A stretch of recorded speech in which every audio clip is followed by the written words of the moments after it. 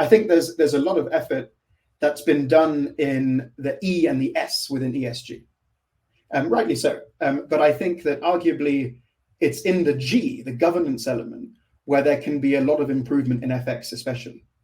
And if we actually, frankly, if we look at the history of FX, it hasn't screamed strong governance.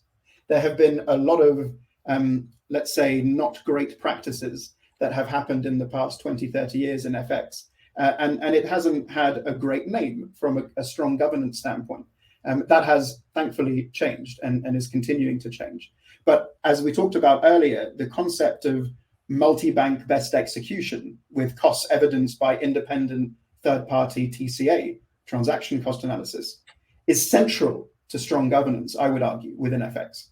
And so using a partner or a platform that demonstrates this or enables you to demonstrate it is therefore essential.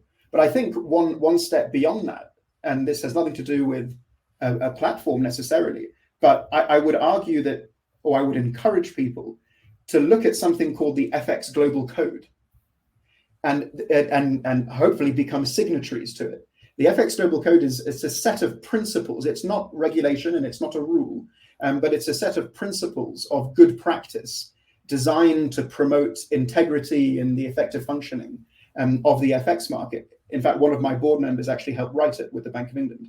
But corporates and buy-side firms in general are, first of all, not terribly aware of its existence, and indeed make up a very small minority of signatories. So I'd encourage more people to have a read of it and sort of embody some of those principles and then hopefully sign up to it as a strong pillar of governance within the FX industry.